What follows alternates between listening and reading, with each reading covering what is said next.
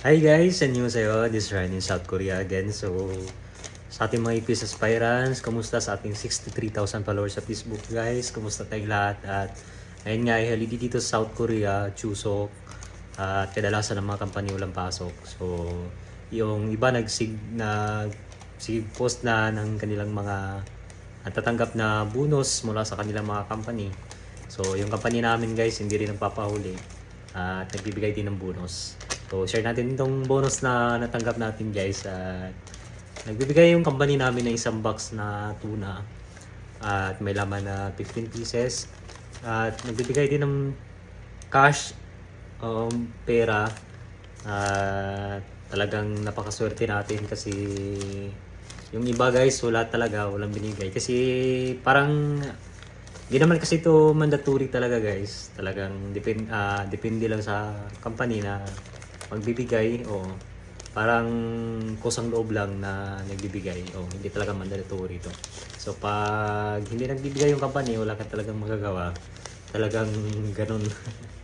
So nagbibigay sila, ito yon na 200,000 Korean won saka 19,000. So 200,000 mahigit yung binigay nila guys. So napakalaking bagay na din.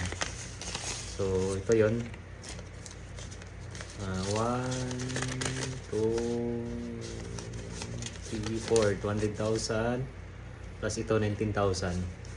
So yan yung kagandahan dito sa South Korea guys pag dito tayo nagtatrabaho. Kasi kadalasan ng mga company dito pag may holiday, bago pa din sila nagbigay ng bonus yung company namin nung summer bonus nung October.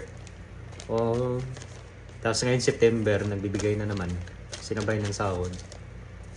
Nung October ang binigay nila is 100,000 Korean won. So nasa 4,000 ito, nasa 9,000 ito guys sa peso. Nasa 9,000 na ito. So napakalaking bagay guys. So pangbili na ng mga pang-allowance natin. So sipagan lang natin guys sa ating mga IPS na gusto din pumunta dito sa South Korea. Sipagan natin mabuti sa proseso sa pag-aaral ng Korean language, self-study man or nag-aaral sa KLC. Oh. Kasi yan talagang proseso guys. Pag gusto mong pumunta dito sa South Korea, kailangan mo talagang mag-aral ng Korean language at ipasa ang IPS TOEIC exam para makapunta ka dito sa South Korea. So ayun lang, kailangan nating magtiwala lang, yan yung pinaka-importante. Magtiwala at laging sama ang Panginoon sa lahat ng gusto natin, gusto maabot ng ating sa ating buhay. Huwag kalimutan lagi ang Panginoon, isama lagi ang Panginoon dahil lahat ng bagay dito sa mundo ay siya yung nagbibigay. So ayun lang guys, sinishare lang natin tong kunting natanggap natin at para ma-inspire naman kayo na magsikap pa para makapunta dito sa South Korea. Ayun lang, bye bye, happy Chuseok.